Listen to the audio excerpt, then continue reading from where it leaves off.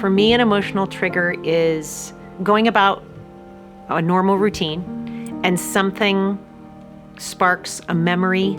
Could be a smell, could be something somebody said, could be a 3.5-month-old little kid that gets me sort of lost back a little bit in the loop of grief. Birthdays and holidays can be extremely triggering, but also just walking in the grocery store and seeing a baby that you know is about 5 months old, you know, the same age as your baby, can be extremely triggering. And it's so different from that early grief versus, 20 years down the road. Early grief, walking into a grocery store and seeing babies, you turn around and walk out. 5 years, 10 years, I don't know, just later on down your journey of grief, you like, oh, look at that baby.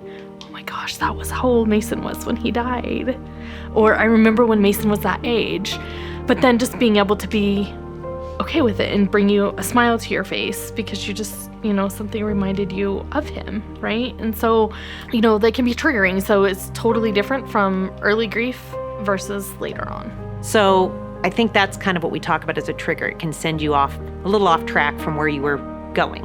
I catch myself still doing it.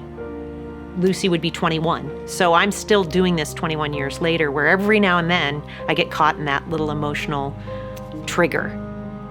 Our Healing Together program at NISA, when we get a phone call in, a bereaved mother, father, usually it's a mom, but oftentimes we get dads. We sometimes get friends of someone this has happened to, or a grandparent, like, hey, do you have any resources for me that I can give my daughter?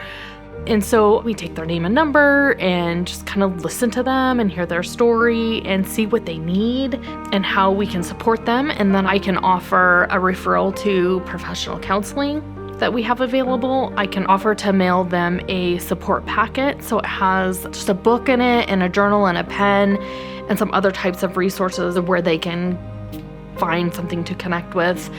We have scrapbooks for children, like if they have kiddos that are in the home, we can send a scrapbook. We have little forget-me-not flower seeds that we can mail.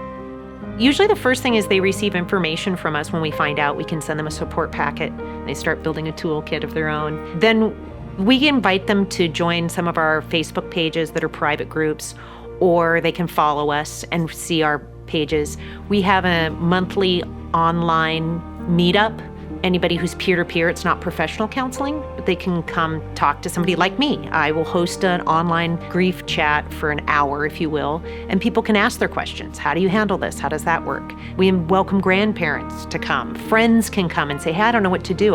We've had phone calls. They can call the office and say, I don't know what to do for my girlfriend. Her baby just died. What are some things we can do? So we have a wealth of experience and resources, whether they're electronic resources or we can send physical paperwork or books, or we can meet with people. If we're in the right vicinity, we can meet with them one-on-one. So we're in a good place these days to do things more interestingly to meet people, which is great, because otherwise it used to be you had to wait for a support group and go in person. If you didn't feel ready for it, then you felt this pressure and you couldn't go, or I couldn't get a sitter, or all the things that would keep someone from getting the support that they might need. We've tried to take all those barriers out of the place and try to meet people where they're at when they need us.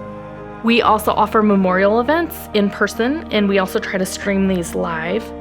We have a candle lighting ceremony, a run for the angels. Sometimes we do a Mother's Day event. Sometimes we do a butterfly release. And we just want to provide a safe place for families to gather and to meet each other and remember their children. There's some of us who use our grief to help others, like myself and Aileen, to bring hope and courage to other families and to bring joy to other families is something that, I use my grief for, and my loss and my son's memory is to bring joy and peace and love to other families who are experiencing a similar situation. What I like to think is that my daughter's watching me and knows, and would say, I'm so proud of you, Mom.